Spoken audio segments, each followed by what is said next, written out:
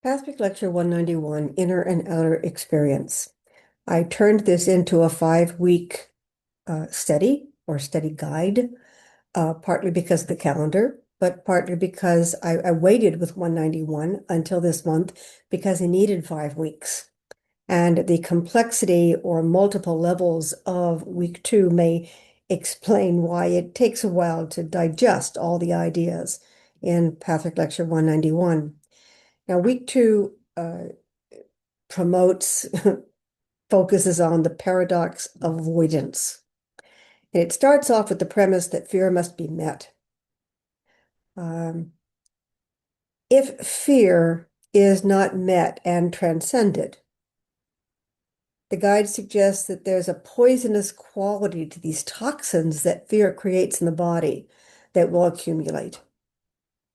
So if you want to analogize this to body physiology, uh, in Pathfic Lecture 101, the guide describes poisonous substance that fear creates, and he keeps calling it poisonous substance, which I believe he means adrenaline. I always wondered why he never named it as adrenaline, but perhaps because he wanted to emphasize the poisonous aspect of adrenaline when it's not used. So if you release adrenaline into your body constantly, it's a poison. It's toxic. That's why when we release adrenaline, we get the jitters. The body needs to release it. It needs to process it. Fear is the spiritual component or equivalent of adrenaline. Is once fear is released into the body needs to process it. It needs to move it. So it needs to be moved, processed, and then transcended. You need to figure out what this is about. What do you mean? What is this about? Fear can be seen on 3 or 4 different levels. First of all, it's evidence of our central real self, divine elements understanding that we're here with false beliefs, that we're here to act them out and to see their falseness and transcend and release them. Fear is the inner knowing that we're not aligned. Fear is a childish simplification of if I'm not aligned, what am I? It's dualistic. Now, the planet's dualistic, so I can only speak from a human perspective, but fear is as a human, I know what fear is, and fear is inherently dualistic. Fear leads us to life, death understandings and points us towards life solutions rather than death solutions. So that fear starts with survival. It starts with our instinct to survive. Now, the premise is if we're spiritual beings, why are we here? Well, imagine that we are manifested into this fleshy form because we need to act out our ideas. We need to see them. We need them to unfold. We need to see cause and effect on some comprehensible level because we've denied it spiritually. That's why we're human instead of completely transcended, enlightened beings. So there's a mechanism of survival, of instinct, that requires fear to motivate us to run from the tiger. Then this knowing that we're not aligned, that's intuition. Now, the difference between instinct and intuition is interesting. The guide describes intuition as truth, but of course, intuition can be easily overridden or misinterpreted or grabbed and explained in different ways. But there's a difference between a knee-jerk reaction and an intuitive sense of something. But both of these are responsive to something's not right. Now, even those words, something's not right, is dualistic, but that's the limitation of being a human being and speaking in language, which is also limiting. And that's why feelings are so important. Now, lecture 190 deals with feeling all your feelings. It's a sequence of talks. So that it's important to feel all your feelings, and fear is a feeling. And if we're afraid to feel it, if we're afraid to process it, becomes this object. It becomes a thing to avoid. It becomes a block in our system.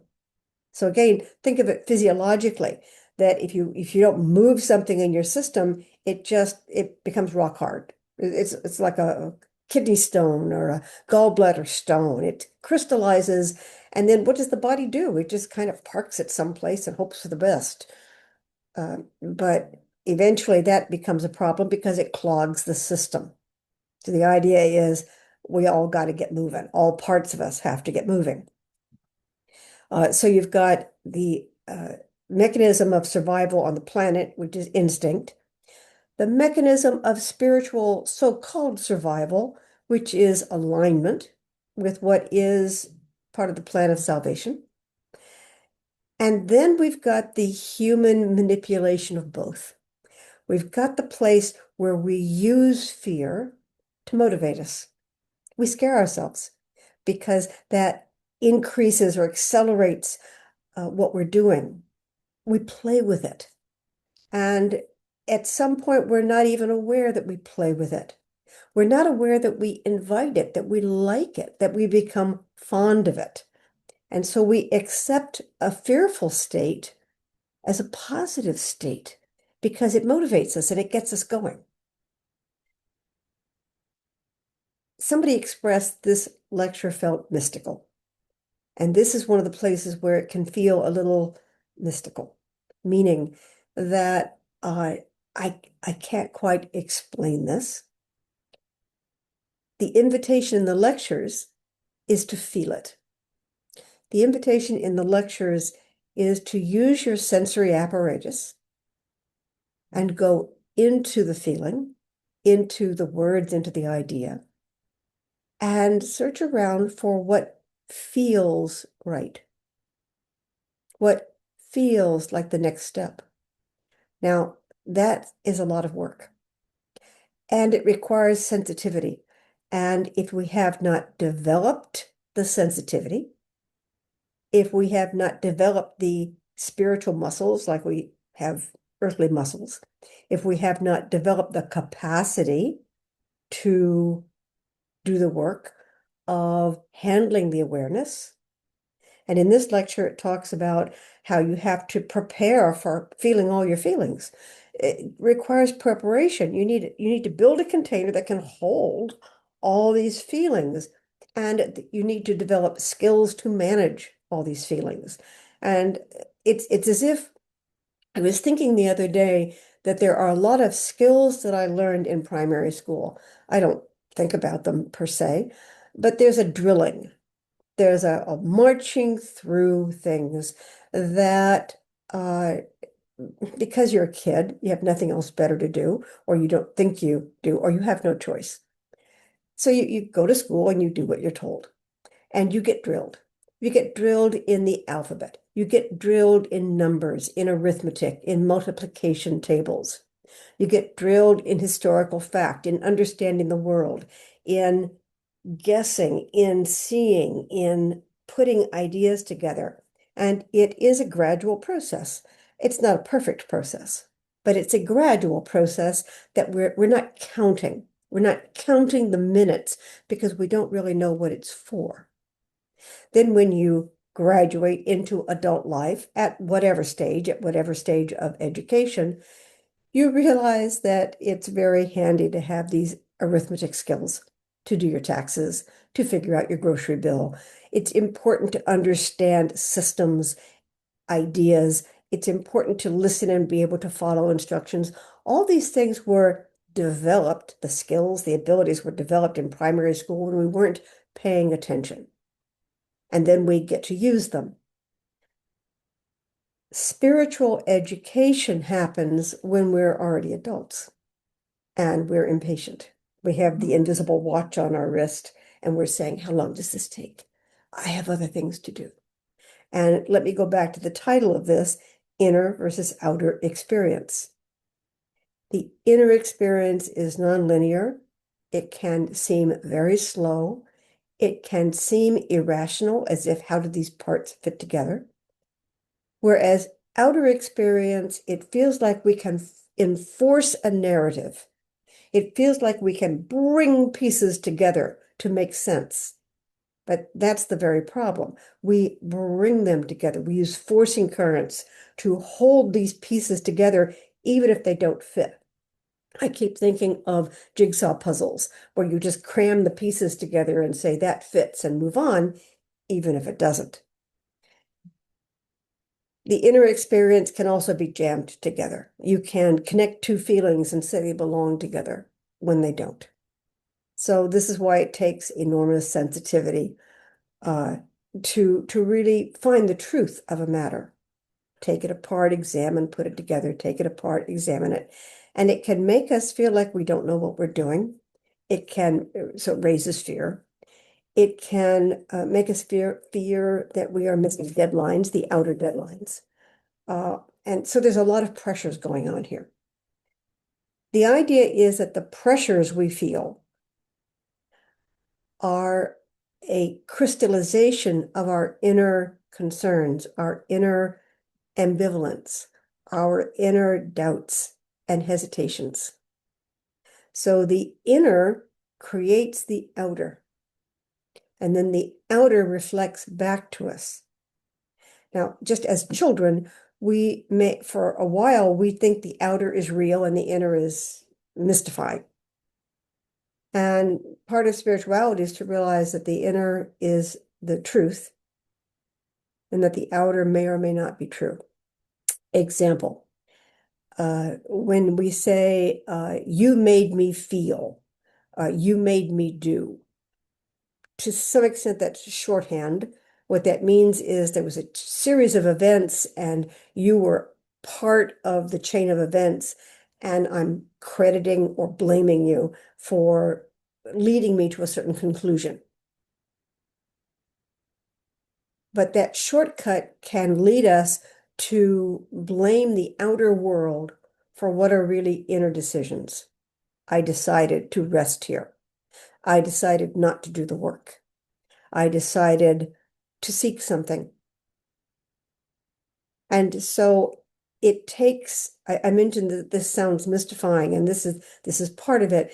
It requires, what the word I like to use is discernment. It requires an ability to discern the difference between what I want and the mechanisms that I draw to me to enable my wanting. And to be able to see when the mechanisms I have drawn to me have gotten out of hand. It's as if you've commandeered a vehicle for your use, but the vehicle is going off the road. There's something wrong with the vehicle. There's a difference between what you wanted the vehicle to do versus what the vehicle can or can't do or does on its own, if we can use that phrase. You got to understand the difference between you and the vehicle and learn to step out of the vehicle, learn to get another vehicle, learn to fix. And the reason I'm analogizing this is the earth experience. My inner decisions, my inner desires are calling things to me, tools to me, abilities to me. And sometimes I have called abilities that are, the phrase is past their use by date. So they were useful for a long time, and now they're actually in the way, but I'm fond of them and I have depended on them and I've relied on them and I don't want to let them go. But now they're blocks, they become blocks, and I can't see that because the mind is convinced that these are useful and it overrides the gentle, soft intuition that says maybe we need a new method. Maybe we need to approach this in a new way. That sounds subversive. It sounds antithetical to let's get it done. So discerning the difference between inner and outer, again, I'm going to use the phrase, it's hard work. So we use fear as motivation, and therefore we invite fear in and we make it a good thing because it's a crude tool that helps us grow up, become more mature, and we forget to show it the door. Another point in this section is that outer experiences require outer action. There's a biblical phrase, render unto Caesar what is Caesar's, render unto God what is God's. Outer experiences uh, create a reality that we have to navigate. It's not a crime to have to navigate. At some point, you may decide I'm in the wrong place, wrong river, if we're using the word navigation, wrong path. I need to change paths. So the difficulty of navigating what I'm trying to do indicates that maybe I'm headed down the wrong road. So outer experiences reflect outer actions, but they also influence our inner. Sorry about that. So another way of seeing this is that our outer life is as if it's a play. We're the author, and we've created this play, this drama, to act out our inner life. And we've got a cast of characters and the situation, and this harkens back to the Patrick premise on uh, uh, incarnatory choices that I chose, for instance, to be born in America, that I chose to be born female, that I chose the parents, that I chose the situation, and etc. And all of these things gang up to create a momentum where other elements in my life unfold in a certain way. All these elements were not accidents. They are complicated, so they feel like accidents, and it's easy to call them that. Patrick is suggesting that there are no accidents, no coincidences. And so there's a meaning to what happens, that we are more the authors of our lives than we realize, and that our lives are reflecting an extremely complicated and deep spiritual reality that our minds may not be conscious of. So we are simplistic. Think about it this way. When you were a child, you heard certain stories, let's say myths or fairy tales or folk tales, and you understood them in a certain way, in a simplistic way. Uh, Being nice gets rewards. As you grow up, you see the same myth with more complexity. You see more nuance to it. You see where it came from. You see the influences of culture upon that mythology. You see spiritual aspects, you see all kinds of things. So there's a place where you can take Andersen or Grimm's fairy tales, and there's a level where they're deeply, deeply spiritual. It's in the text, but that's not what you see as a child. That's not what you see as a young adult. You see the Little Mermaid or uh, the Ugly Duckling or so forth, and you see the simpler message because that's what you can process. But you see, that's the inner is not ready to process more, so it processes a certain amount. Then as you grow up, as you gain experience, you are able to process more. Some experiences are given to us and they are multi-layered, and we are continually rediscovering them in different arenas throughout our lives. So outer experience require outer action, but they emanate from the inner experience. Now, if outer action, if managing our lives requires outer action, managing our inner lives requires interaction. So what happens there is we avoid growth by putting responsibility for our feelings onto others. We basically come up with an excuse why it's not our fault. When you love me, I will love you back. Uh, because you hate me, that's where my hate comes from. So I don't have to deal with it. You have to stop hating me. Once the hate stops, I will stop hating. Instead of understanding that this is emanating from you and it is co-triggering the emotions of others. And this is what the guide means when he says that the key here is to look at our part in the interaction. When we look at our part in the interaction and we call that back and clean it up, the interaction is cleaned to some extent. We're still not responsible for the other party's stuff, but it changes the chemistry of what's going on.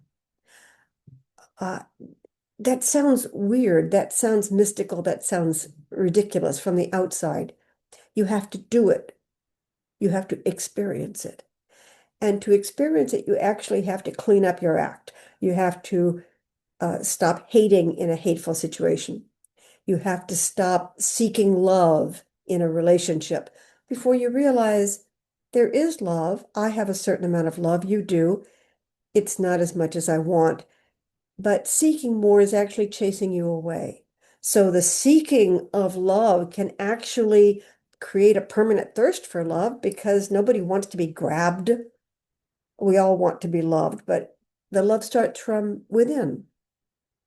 So by finding our part in a dysfunctional relationship on any level, by addressing that dysfunction, by cleaning it up, and then noticing how the outer aspects change, if not technically, they change in terms of our attitude. Now, last month we worked on Patrick Lecture 179, and one of the keys there was how attitude changes everything, and attitude is completely under your control. That sounds ridiculous. Try it out. If you have an attitude of, I will be fair, uh, things don't happen the same way as when you have an attitude of, I need to win. So it's important to try these out, which means you have to define your attitude. You have to figure out what your attitude is, and then you need to figure out how that might change. And it's important to use words to express it. Now, I have wandered a lot during this chat because it's complicated and there's many, many layers. I lay out notes and I try to follow notes, but it's very difficult because there's an invisible thread to all this that is usually easier for me to follow when I'm speaking to people. I feel far more comfortable speaking to people live than I do creating a video when I'm by myself, because I just don't feel the connectedness and I don't feel the flow and I don't feel where to go. I don't feel the invitation of where information might be useful. So I'm guessing. And so it involves some back and forth intellectualization that isn't always on target. So let me go through the other points that I wrote down. Um, so another point here is that outer experience is caused by and reflects the inner experience. And for me, what mattered here is we can avoid the experience. We can avoid the inner experience. We can cover it over. It's not that hard. We can outshout ourselves. Just like we can attempt to erase an outer experience by denying it, shouting it down, walking out of the room, not reading the newspaper, not informing ourselves of what's going on so that we invent a narrative and simply superimpose it and say, I don't accept that. Think in terms of the argument round earth, flat earth, where if you were convinced or if there was an agenda where it was important for you to stick with flat earth beliefs, you could simply argue and throw away any of the round earth arguments. It's not that hard to do because our limited human experience can convince us we're living on a flat earth. I was listening to a medieval staged film the other day, and they gave the age-old argument. If the earth was round, why don't the people on the bottom fall off? Because it's complicated. Because there's no way a medieval or a pre-science level person could begin to understand the dynamics of gravity and the forces and all this that hold things together, and the massiveness of the earth, which creates this gravitational field. Just the mass itself creates, or I don't know how gravity works, but let's say it attracts gravity because it's simply got a lot of mass. But being a person, we just look at a tabletop and say, if I knock it off the tabletop, it falls off. Therefore, what does gravity mean? Gravity would mean that we would fall off the earth. That's not how gravity works. It's a misunderstanding. But what I'm getting at is it's easy to take a partial fact and expand it inappropriately and offer it as an excuse simply because you don't understand the whole mechanism. And you're inventing an idea that disallows the complexity of the mechanism. If it's a flat Earth, you don't have to explain anything. We do that a lot. So we can avoid inner experience. We can avoid outer experience. And all that will lead to blocks. It will build up in our tissues, like not using our organs or our bodies. There's a lot of body consciousness nowadays. And it's not easy to remember to get all these systems working. It's hard to live a modern life and still keep the ancient body moving. So we have to compromise a little bit and go back and forth. Another section in this, told you it was complicated, is that feeling all feelings requires preparation. I've mentioned this. You need to build a container. If you simply start feeling all your feelings and all your awareness, you will be overwhelmed. Just like if you give a first or second grader the Encyclopedia Britannica and say, you need to learn this. And they can't. It's too much to process. It takes time. You get it in layers. You get it in bits and pieces. So that with feeling all our feelings, once again, spiritual work of this nature tends to happen after you've been an adult for a while, so that you've gotten some primary school stuff out of the way and you're ready for more. Now, if you haven't done some of the primary school experience, you're not going to have as big a container. Psychologically, one way of understanding this is that each of us has a little bit of arrested child development in us. And this is what psychology studies and goes after, and therapy and so forth, that there's aspects of us that didn't finish some of our training and skill building ability. Some of us missed out a little bit on the independence phase or the infant phase or feeling nutrition or whatever. And so that there's a part of that exists in us, a fear of being left alone, desire for independence, a fear that there's not enough food, wanting that comfort because we didn't get enough. There's some qualities of a child development that weren't completed. It's as if we need to do a little remedial work on that. It's not a tragedy, it's just a little remedial work. But it's hard to find these things in the first place. They're very amorphous. So we look for evidence, and psychologists can find evidence of this in our stories and suggest some remedial work. The more complicated the work gets, the harder it is to find the evidence of what needs to be revisited, of what got skipped, of what isn't complete or thorough. So that the work feels like it expands. Think of it like ice is very tight, and then water is somewhat loose and fluid, and then it becomes steam vapor and then gas or whatever. But the idea is that at some point it just feels very amorphous, and we can't put our hands on it. And that's why we have the planet Earth, and that's why we have outer experience. It helps make things tangible to us. Now, I come up with analogies because I'm not great at all this spiritual stuff, amorphous stuff. So, an example of how feeling all our feelings requires preparation is that if you have a vehicle, uh, you may need to learn to drive it. Either you get on a bus and you let them drive where they go and rely on them, or you take charge and you drive your own vehicle or ride your own bike. That requires skill. It requires effort and work. You've got to navigate, you've got to figure all this stuff out. If you want to go fast, you need additional skills or good skills. If you try to drive fast with poor skills, there is a chance that you will miss something and you will have an accident. So feeling all your feelings will require a container, and it requires management skills. And if you haven't developed them, then there's some remedial work to be done. Not a drama, just a little remedial work.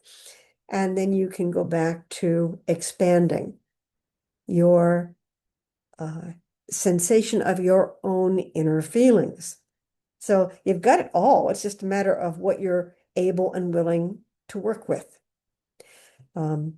Another element of this is that the work.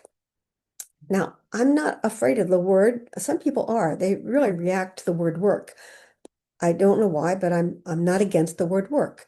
All it indicates is some dedication and concentration focus is needed. The guide in the Patrick lectures is not afraid of the word work. Think of it in terms of nation building or community building. Becoming a full member of a society requires some work. You need to become responsible. You need to become somewhat articulate. You need to have a certain amount of education, depending on the community. Otherwise, you won't know what you're talking about, or you won't be able to express what you think and feel, and what you have decided. If you can't think it and feel it, you'll have to act it out or bop somebody on the head. So full participation as a community, as an advanced society, requires that we all do some work. You can't just take a child and pop them into a voting booth. They don't understand what that's all about. They will tend to do what mom said or dad said or what the family said or the community said instead of having developed an independent capacity for thought process and for seeing and integrating the realities of what they're looking at. So if you want to build an intelligent, highly functional society, you need intelligent, highly functional people. That does not mean elite people. It means people have done the work. So as an example of how the outer reflects the inner, if you want to be a spiritual elite, you got to do the work. And it's constant and continuous. It's like taking care of your body or your health or your life. You have to eat, you have to bathe, you have to do all these things. Intellectual and feeling life requires these same things. It requires a constant refreshment and cleansing of your system. So the last part of this is that all these feelings require that we go in versus around, that we really process them rather than push them aside or speed through them. To do that, the requirement is that you trust the process. You may not trust yourself yet. That's a learned. Trust is learned, and it is earned. Trust can be broken and re-earned.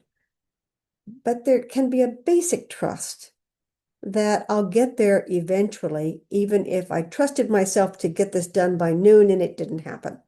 That's a misuse of the word trust.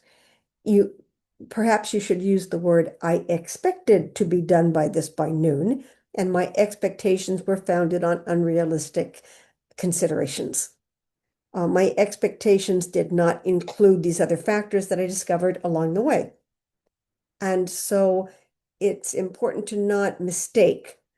I can still be trusted, even if I make promises I can't keep. The trust is about, I will realize I made promises I can't keep. I can be trusted to address that.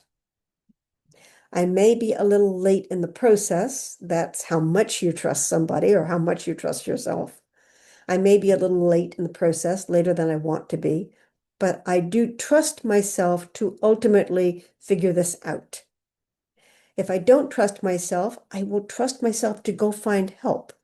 But again, that has to be built. So we need to build the capacity to be vulnerable to others and say, I need some help.